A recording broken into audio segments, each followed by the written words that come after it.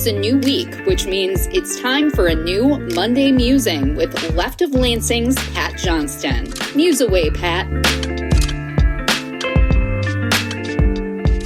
Here's the Monday short for January 5th of 2026. This election year is one that will be remembered, and it's why I would like to help add a working class voice who supports working class values and working class candidates. More than that, this election year must be the year where we utilize a strong populist-progressive platform that actually pushes an agenda rather than being a reactionary platform to everything the elitist MAGA Republican Party pushes upon us. This must also be the year where progressives stand up for freedom, democracy, and that no one is above the law. This must also be the year where an aggressive push for working class values while holding the corporate donor class accountable must be at the forefront. It is imperative.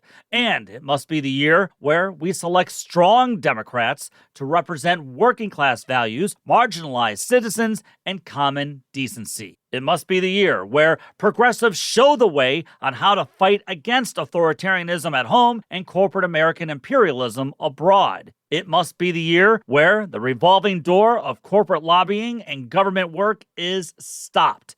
And it must be the year where we improve the lives of the many and not the elite few who view we, the working class, as little peasants or little game pieces for their billionaire games of domination. Yes, this election year for certain will be in part a referendum on the Trump regime's pro-corporate and pro-elitist agenda. Yes, it will also be in part a referendum on the corruption perpetrated by Trump, the Trump family, and the Trump regime. And yes, it will also be in part a referendum on how, despite all of his campaign promises of improving the lives of the working class, his main goal in life was to use government to enrich his life and the elite corporate authoritarians who surround him. You know, the people he believes are his crowd, the best that America has to offer, at least in his mind. Because for all the racist, non-dog whistle claims of being a merit society and believing in merit, very few, if any, of those who surround him or take part in the regime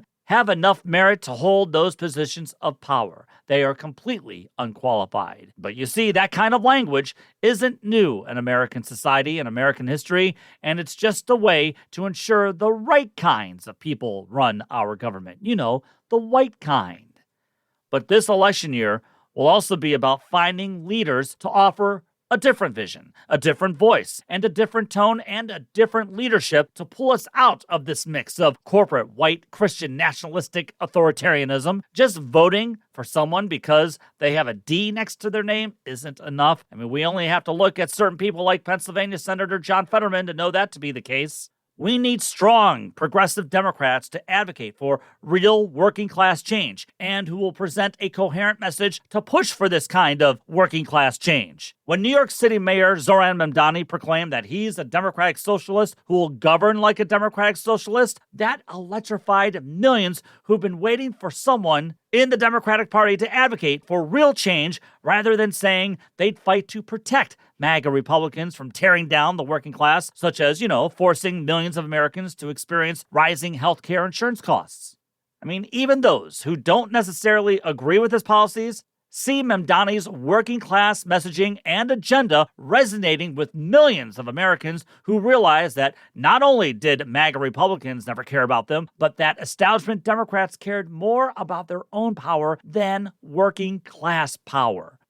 Now, in Michigan, we'll have crucial statewide races for governor, attorney general, secretary of state, United States senator, congressional seats, and state legislature seats. Yeah, it's kind of a big year here in Michigan. Now, I started this podcast to help spread the populist-progressive message and to highlight those who fight for those kinds of values and against corporate white Christian nationalism on an everyday basis. Business as usual is not what this show is about. So I will highlight the deluge of damage being done by Michigan MAGA Republicans and the Trump regime, as I've always done, but this will not be Camp Good Time.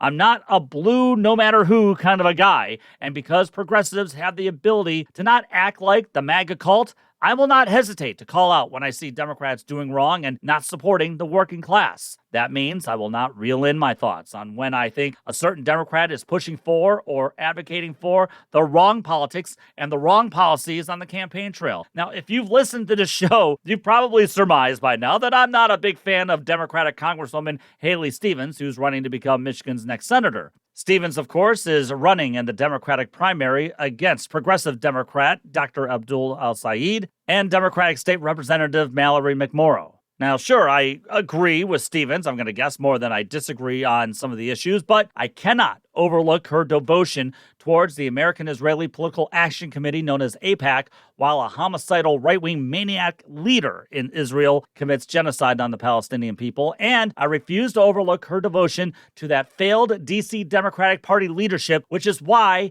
they are backing Haley Stevens, of course. So I will not hold back my disdain for Haley Stevens and why this podcast will never support Haley Stevens. Every race matters, and every working class voter matters. If we're going to be the working class party, then damn it, we've got to act like it and put people in power who stand up for the working class, who stand up for working class change, or should I say, America First working class change.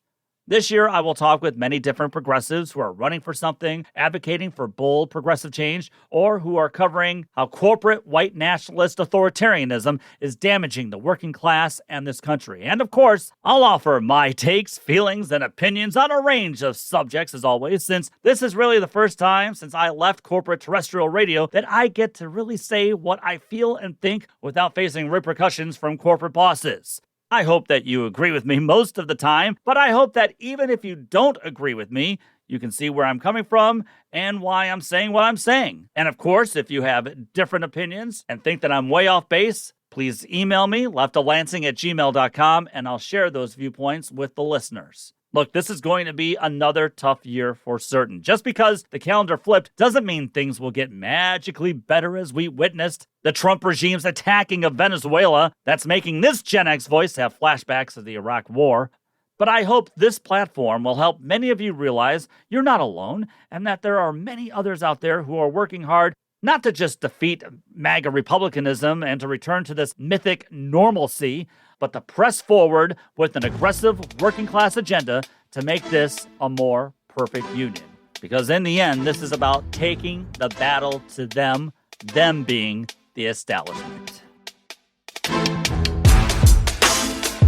leftoflansing@gmail.com is the best way to reach me. Subscribe to the podcast and also subscribe to Left of Lansing on YouTube. Don't forget to follow me on Twitter, the Gram, and Facebook. Take the battle to them.